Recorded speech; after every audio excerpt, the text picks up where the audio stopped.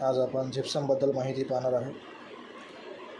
जेव्हा आपल्याला एका ठिकाणाहून दुसऱ्या ठिकाणी कॉन्क्रीट घेऊन जायचं असते तेव्हा आपण त्या ठिकाणी जिप्समचा वापर करत असतो।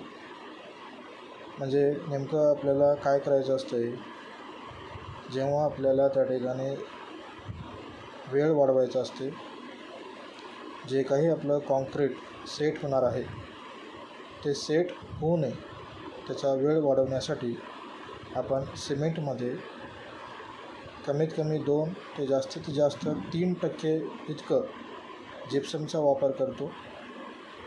परंतु जिप्समचा वापर त्या ठिकाणी केल्या कारणामुळं आपल्या कॉन्क्रीटच्या स्ट्रेंथवरती कसल्याही प्रकारचा परिणाम त्या ठिकाणी पडत नाही।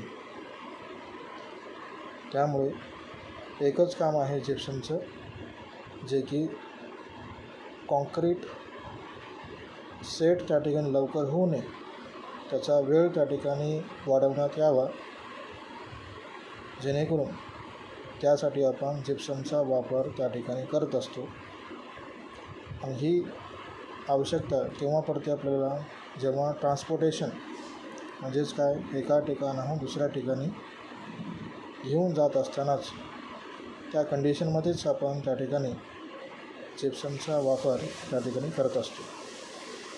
परंतु नेमकं असं कोणतं सिमेंट आहे जे की त्या सिमेंटमध्ये जिप्समचा वापर करत असतो, जे की त्याचं नाव आहे लो हीट सिमेंट।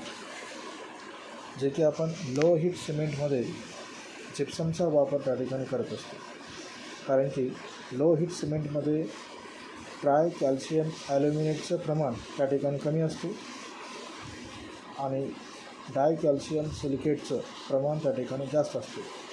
त्यामुळे जिप्समचा वापर त्या ठिकाणी आपण लो हीट सिमेंटमध्ये त्या ठिकाणी करत असतो।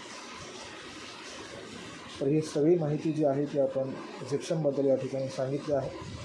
म्हणजेच थोडक्यात एका वाक्यामध्ये बोलायचं असेल तर जिप्सम हे रिड्युसिंग एजंट ॲडमिक्सचर आहे, जे की ते रिटार्डर म्हणून त्या ठिकाणी खूप काम करत असतं। माझ्या मते तुम्हाला माहिती जिप्समबद्दल त्या ठिकाणी कळाली असेल।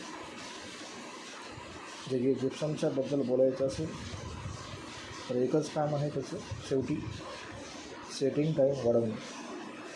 जे काही आपलं कॉन्क्रीट सेट होणार आहे तर ते कॉन्क्रीट सेट होता कामा नये लवकर, यासाठी त्याचा वेळ वाढवण्यासाठी जिप्समचा वापर त्या ठिकाणी करत असतो।